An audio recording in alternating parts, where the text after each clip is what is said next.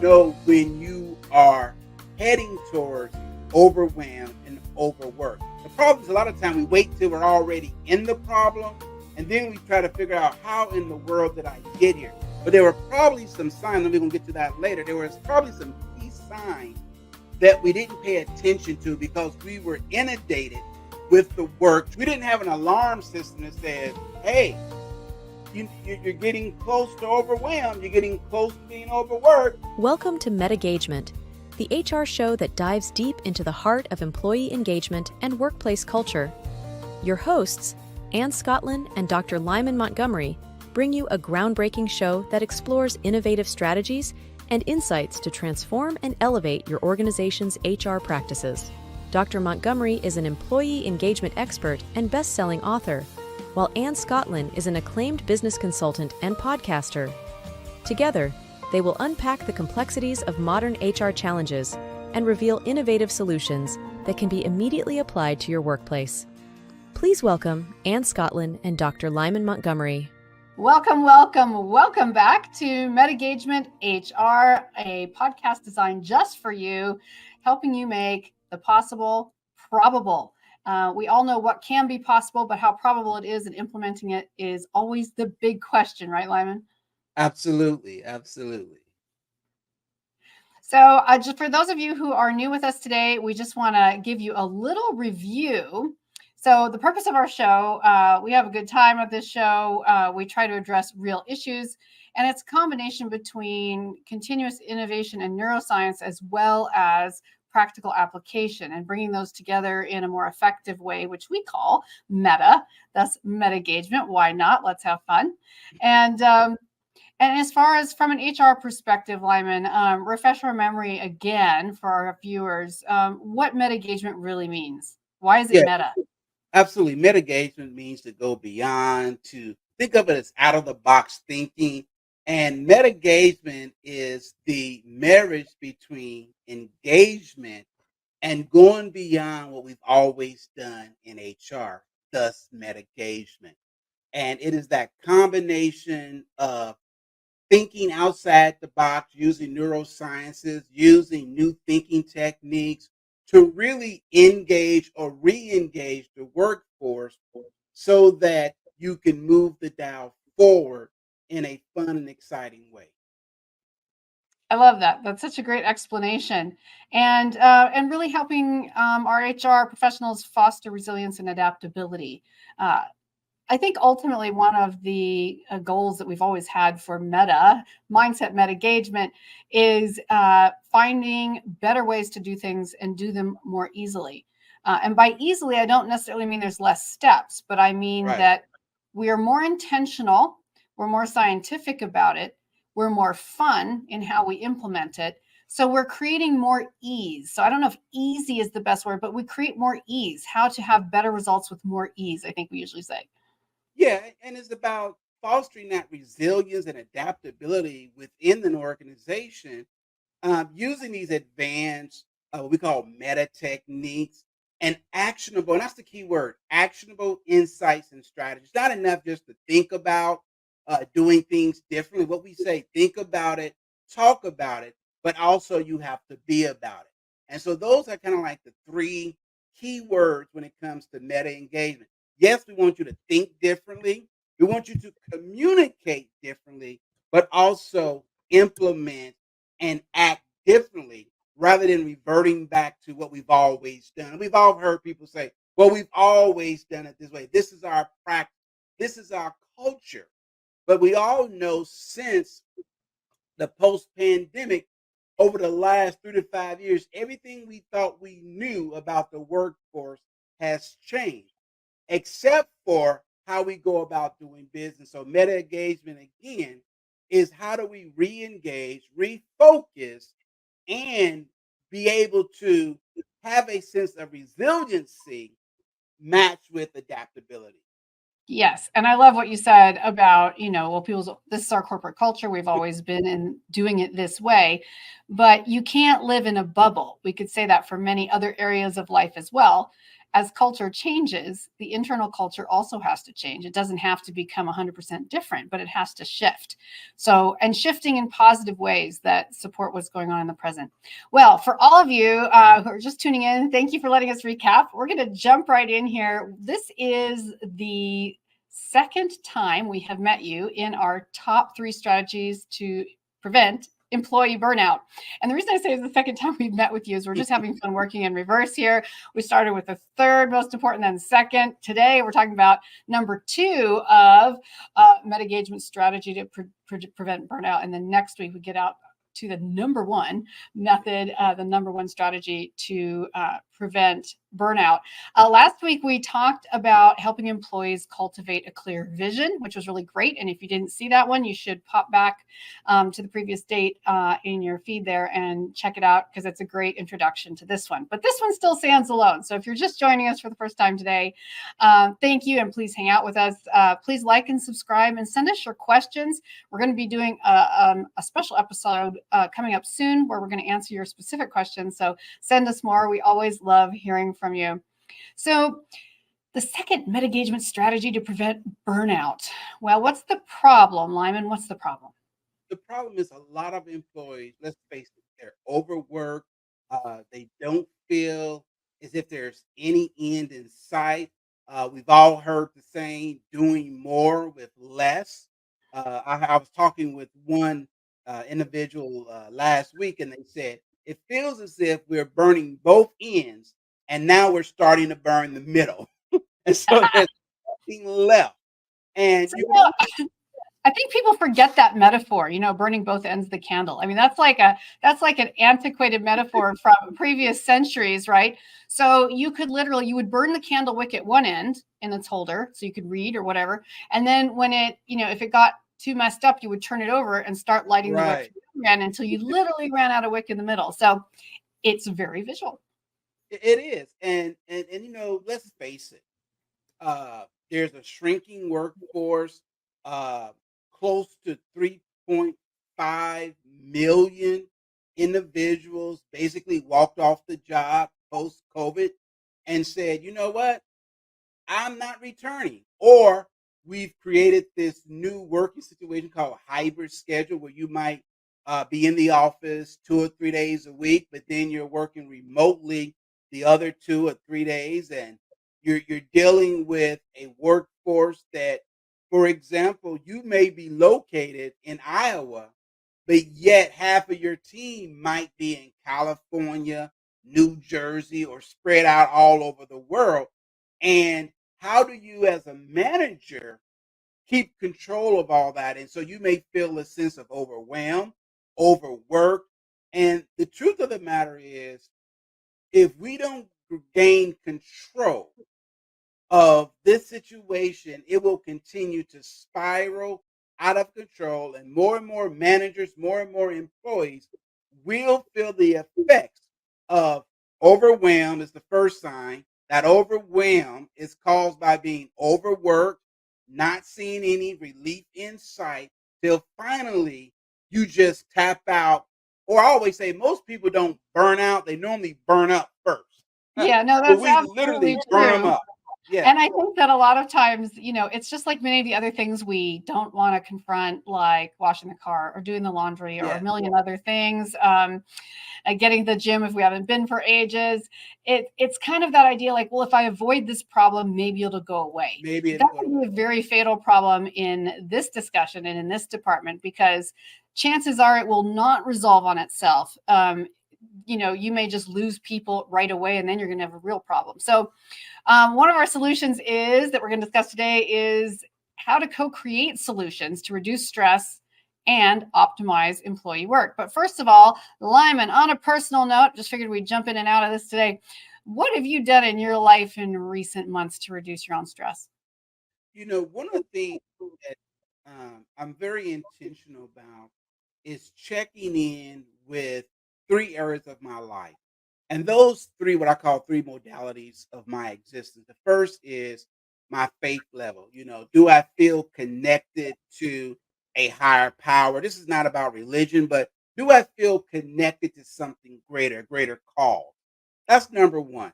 The second thing that I do is I do something physical. I've engaged in walking. Yesterday, I did a 5 mile walk out in nature right along the canal. And there's these three family of geese and some ducks. I've kind of adopted these little geese family and gave them little names. And it's fascinating to me that while you're out in nature and really getting grounded and rooted, but also getting some physical exercise, Mhm. and it's amazing how when you're re-engaged in something you love, 5 miles don't even seem like 5 miles, because you're No, enjoying what you're doing. And then the absolutely. third thing is I check in with my team. Hey, especially with my wife. We were going to support a client of mine who was doing a presentation. And on the way, I said, "Hey, honey, how are we doing? How am I doing? Am I meeting your needs? Anything I need to work on?" And those are the three dials that's important to me, what I call modality of my existence. Number one, my faith. Do I feel connected to a higher sense of something, whether Yeah, that's my religious faith or it could be, do I feel connected to the work that we're doing, putting good right. content out there? Second is doing Absolutely. something physical for the body to get the stress out of me. And for Mhm. me, that's walking through nature. I'm not a treadmill Absolutely. person. I want to get outside and, looking at the water, looking at the blue herrings and the geese and the ducks and the turtles and muskrats and all the little nature critters that's out there. And then third is checking in with my team. So that's what Yeah. I do to help deal with the feeling sometime of overwhelmed or feeling overworked. I think one of the things that people forget a lot is that you have to feel successful in your creative output in your life. So, if work is not doing that alone for me in a given week or a given month, then I really, one of the ways I deal with stress is I specifically seek creative outlets that will make me feel fulfilled, that remind me that I'm good at what I do, that remind me I'm not just overloaded and miserable. Whether that's cooking, whether that's doing something creative with my hands, whether that's Yeah. writing, whether that's shooting a new podcast that I'm excited about, whatever that is kind of like, let's break out and do something different. What is it creative you like to do? Do you like woodwork? Do you like drawing? Do you like, what is it? It could be practical or not practical. Some people literally like fixing things around the house. I have a girlfriend, her favorite thing Mhm. to do is to fix things around the house, and she has like a toolbox that puts me permanently to shame. But it's that feeling of finishing something, of feeling that you are good at things, that feeling. So if you continue to nurture that, it really does help you when you go back to work. It's kind of like you've had a breath of fresh air, like, I really am good at my job. I really do know what I'm Yeah. doing. So, we're going to jump in here to talk about the solutions, and again, to reduce stress and optimize work. And I love to say co create, because That's it's good. not just about HR versus the employees. It's a co creation is usually the most efficient creation. And whether, bringing people from upstairs, downstairs, wherever that is, to co create it. So, as far as overwork, that's one thing we really need to identify. So watching for the signs of overwork, we're going to talk about more about that in a minute. Mhm. Um, and also conducting regular workload assessments is really important, wouldn't you say? Oh, that is so key. One of the things that we really enjoy doing when we work with our clients, especially those in HR, is is there a system? How do you know when you are heading towards overwhelmed and overworked? The problem is a lot of time we wait till we're already in the problem and then we try to figure out how in the world did I get here. But there were probably some signs, and we're gonna get to that later. There was probably some key signs that we didn't pay attention to because we were inundated with the work, trying to get things done, trying to meet deadlines, and we didn't see the encroaching uh, areas that were being impacted because we didn't have an assessment or tool. Or think of it this way: we didn't have an alarm system that says, "Hey, you're getting close to overwhelmed. You're getting close to being overworked. You need to back up." And if you don't have those systems in place, I've been there, and it is so easy to find yourself basically in a crisis and going, "Oh my goodness, how did I end up here?" And so we'll talk about that a little later about some Absolutely. of the signs and Absolutely. And also I what we think can do to get out. what you're saying too is so key in doing this assessments, because one of the things I was just going to say about going meta is being intentional about constantly asking your employees questions. Again, it's much easier to sweep it under the rug and just assume if things seem a little tense or a little unworkable, hopefully that will go away. But asking them questions really helps bring it out, because we know that one of the key signs for many people, not everyone, we have some noisy ones too. One of the key signs of stress and overwork is often isolation, self-isolation. That is so So key. if you don't ask your employees questions, if you don't make it part of your casual everyday experience with them, um, that is one of the big mistakes people make. So that is one of the ways you can go meta in your MetaGagement. And we have already halfway done today. I can't believe it. So we're going to go straight to our commercial break. And when we come back, we're going to go to our second point today, which is teaching effective workload management. And if you're still with us here and you have not yet commented, liked, subscribed, please do all of that, because that's what helps us keep bringing you this content on a weekly basis. And if you know someone who'd like to hang out with us and learn some of these things, just shoot them the link. They will thank you later. And if you're watching live, the same link later will also go to the recorded show as well. So off to our commercial break, and we'll be right back. Unleash the power of strategic neuroscience with Focused Meta Mindset Inc. Boost your decision-making, sales, sustainable growth, and customer engagement. Scan the QR code now for an exclusive consultation. Elevate your profitability with Focused Meta Mindset Inc. Welcome back to MetaGagement-HR, the podcast specifically created for HR professionals and others who want to create a better environment, a more effective and efficient and easier environment for their work. And when I say easier, we talk about creating more ease by doing things with more intention. So, Lyman, we just finished talking about, what are some of the solutions to reducing stress for employees and helping them optimize their work. Of course, one of those is identify overwork. And our second point, I think, today is teaching effective workload management, which is something you and I do with our clients on a regular basis. What are 2 or 3 of those things that you find the most valuable in teaching workload management? Yeah, one of the things, and I'm glad you said workload management and not time management. Just think about this for a second. When we talk about time management, it is a misnomer because you cannot manage time. You're given 24 hours. The key is, how do you manage yourself? How do you manage projects? How do you manage people within that allotted time? Because time is a fixed construct. We've identified based on a Roman calendar of 24 hours making up a day. You don't get more than that, okay? And so it's really about, what am I doing with the allotted 8 to 10 hours or 12 hours, depending on what your work day is made up of, and being able to say, what are the critical things that I must get done? What we find is a lot of people spend an inordinate amount of time doing busy work that doesn't lead to a result. They're rearranging their desks, rearranging files. They spend, maybe talking to folks about the last uh, uh, uh, reality show they watched or a movie they saw, but it really doesn't get to moving the company forward. And so one of the things that I always encourage employees and employers to do is to set at least 5 or 10 minutes for what I call shooting the breeze. Okay, because you have some people, yes, they're kind of like a crock pot. They got to warm up to work, right? And then you have others, they want to jump right in.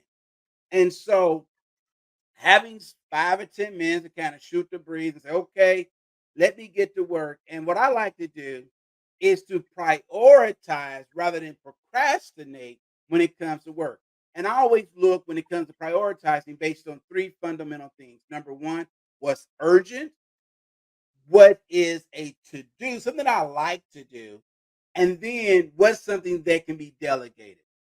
And we spend too much time focusing on stuff really that should be delegated or deleted, and we really don't have a system of prioritization. And so I Mhm. always start with what's the most critical 1 to 3 things I must get done today, And I and think that's that's a based on really need. Yes. it's so key because, I was recently talking to a client of mine who many of you will relate to this instantly, of course, who is abjectly overwhelmed by their email load. Hmm. Um, the purpose of their job is working on the phone with corporate clients, with solidifying deals, but their email is so overwhelming. He told me I get over 100 emails in my inbox a day, and most of them are internal, if you want to believe it or not, Oh or yeah. forward. Oh yeah. And he said, the thing is, I never feel like a success. I always feel miserable. I always feel like I'm behind. But if I could easily spend the whole day reading those emails, and then I'm neglecting my clients. So, setting up a way to prioritize and teach your employees how to prioritize so that they do feel successful. That's one of the first ways burnout shows its ugly head Yeah. at the first of Yeah. all, right? Is just not feeling successful, feeling like you work and work and work and work and nothing really gets done and you don't get any praise and you start to just feel like you're a failure what you do. Yeah. You're like that little hamster on the wheel, right? No matter Yeah, how fast you run, you're not going anywhere. You're just running in place. Okay. right. And so we expend more energy, but we're not getting the results. And so when it comes to email, when I coach clients about how to organize their email, we really only need 3 boxes. Number one, who owes you? Who's waiting on you? Number two, whom do you owe something to? And the next two is either delegate or delete. And trust me, 60% of emails need to go in either delegate or delete. And then you're only dealing with, okay, do I owe someone something? Are they waiting on a report? Or who owes me something? If you would adapt that strategy, just 4 simple rules: who owes me? Whom do I owe? Who should I delegate this to? And the biggest box, delete. Why are Delete. I love that. It's so delete? important. Delete is Delete. the most important button on the keyboard, right? Yeah. And deleting is also allowing more flexibility. So also before we move to our next point, incorporating flexibility is a huge way to help your clients, to help your employees, to help your teammates um, find workload management. How do Hmm. you integrate flexibility? And this is more than just time, it's more than just work location. I like to call it the drag and drop method. How can you work it in? How can you team up with other people? How many other people in the company are trying to solve the same problem where you could benefit from working with others and they just might be in a different department? I think too many departments isolate, and because of that, so much more work is created per position. So if you can People could cooperate. say, yeah, yeah, and real quick, people could say between 50 to 60% of their time if they would simply pick up the phone, reach out to their colleague and say, hey, I'm working on a situation. Here are some of the details. Have you had a similar situation? What did you do? You will be surprised because these are not new issues. It might be new to you, but I guarantee if you reach out and you strategize, have sounding boards, and work on it together, you will come up with a much better solution than you sitting there in isolation trying to figure it out on your own. So stop believing that you have to solve all your own problems. Yes. I love that.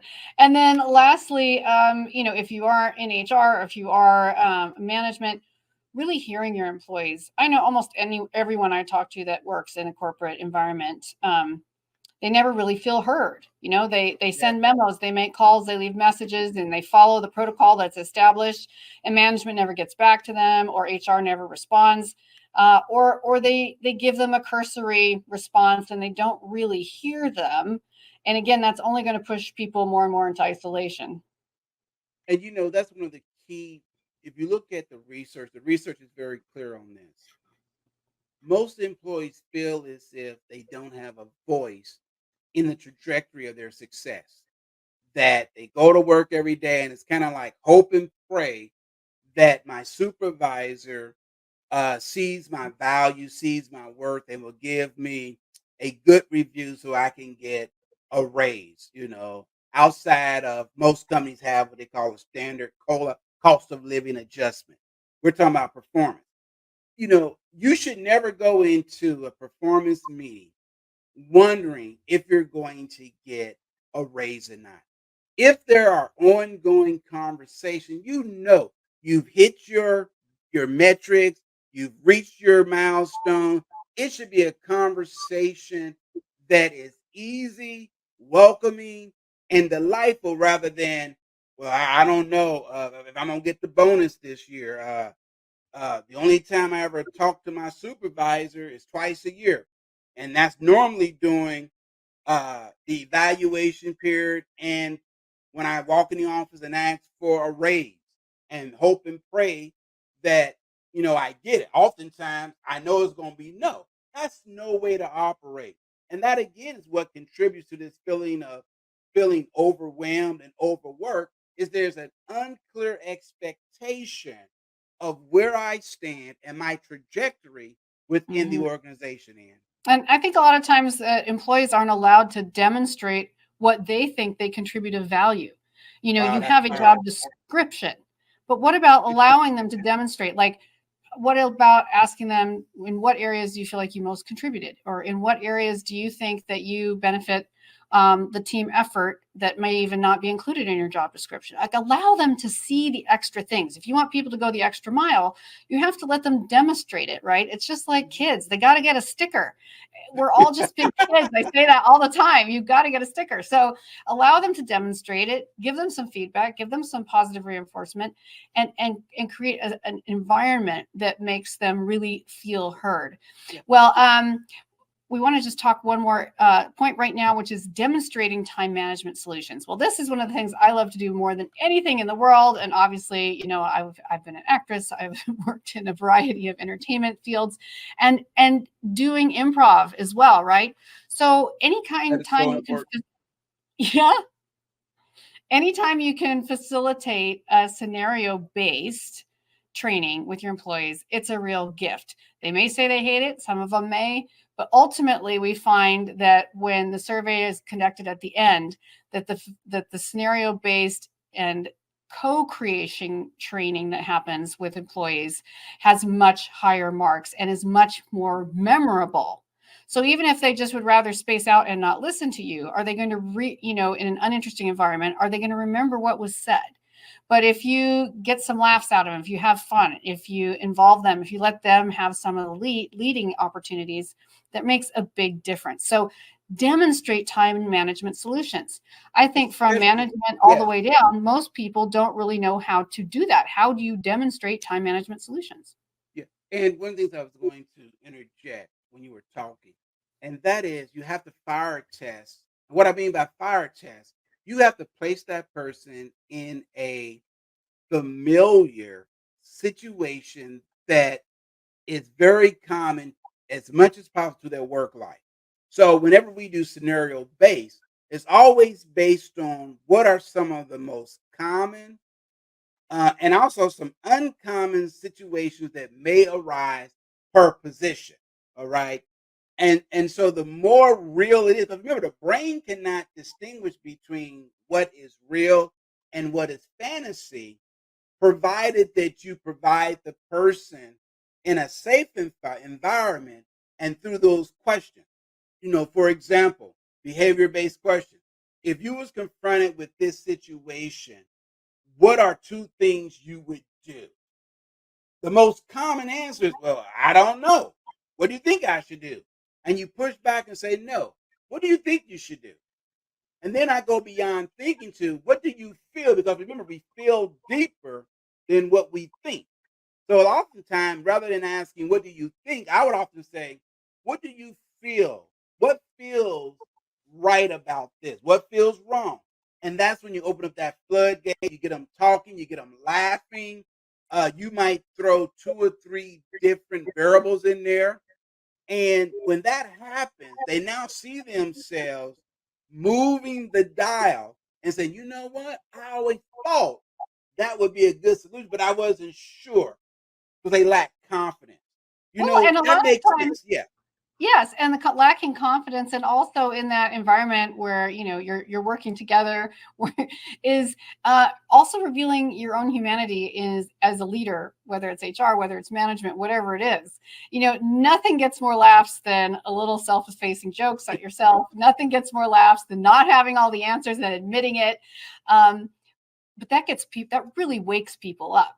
You're like, I don't know the answer to that question. What do you all think? Whoa. Everyone loves to be asked what they think. For some Yeah. reason, we all just want to be right. We all want to have the solution. It's actually way more interesting when I don't necessarily have the answer, but the group can come up with an answer that works Yeah. specifically for them. Right. Right. So That's it's so like true. That is so true, Ann. reversing And the energy from a top down that's to good. a bottom up style of learning. Yeah. And for those that might struggle with thinking, I will switch and say, well, how do you feel about it? Mhm. Because some people get stuck in their head and they will relive scenario and they actually live in their heads too much. And so if I see they're struggling with the word thinking, I would say, well, how do you feel about Mhm. it? Especially, and that lets you know two types of individuals. There are those that are more cerebral, that are analytical, that will really think about it. But then you have those that are more emotional and they feel that what we call empath. They feel things at a deeper level. So sometimes you have to, just by changing the word between Mhm. thinking to feeling, you can get a much deeper response. You're really going meta when you do that. Yes. You're reading it, you're using positive neuroscience to your advantage and the advantage of the people in the room. You're not just on auto drive, you're reading the room. You want them to hear you, but are you hearing them? Are you hearing the words they use? Do you know the person at all? If you do you know if they tend to be more physical or audio or visual or, thought oriented? Find ways to really make them feel seen and heard. This episode has gone so crazy fast. I literally can't not believe it's already been a half an hour. Wow.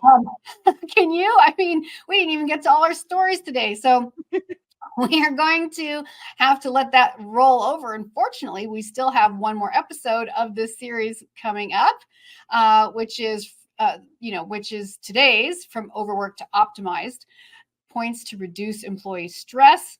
And this is all part of our Over series, strategy to prevent burnout. So what are you doing to help prevent burnout when your employees are overworked? We hope you liked some of the solutions we offer today. We hope that you will respond, send us a message, a question, an idea, feedback, good, bad, and different. We don't care. We just love to hear from you. And we'll get to tell you more on our next episode. So the next episode of this 3-part series is episode number 1. I know we did that. What is the number 1 way strategy to prevent burnout? And we're going to talk a ton about how to boost morale, turning underappreciation into motivation. And it is not always as hard as everyone says it is, or seems like it's going to be. So I'm really excited for next week's episode, Lyman. I'm ecstatic. This is one. It's gonna be a lot of fun, and it's something that I think uh, a lot of you would get a lot of value out of it. And again, as you mentioned, if you missed the first part of the series, if we kind of start in reverse order, which is number 3, go back and listen to it, and also share. And also let us know what your thoughts. If you disagree with us, we want to hear from you. Absolutely. Absolutely. So you can check out the email address that's been streaming in the ticker tape here today. You can go to our website, metagagement.com, metagagement, just like engagement with meta on the front, metagagement.com. You can reach us there. You can also check out some of the events we have coming up really soon, including one next week. So go to our events page, check it out, and see if you would like to sign up and join us for a really fun 45 minutes for one of our midday Lunch and programs. learn. Bring your lunch, enjoy, have coffee, tea, whatever your beverage is, and also learn something. Absolutely. And learn. And as always, join us here. We're always streaming Fridays, 11 a.m. Eastern. That's 8 Pacific, 3 p.m. GMT. If you're one of our friends from across the pond, please like and subscribe before you go, and share this link with someone else who could really appreciate it. We're really excited to hear your questions and comments, and we'll see you again next time. Cheers. Take care. Cheers.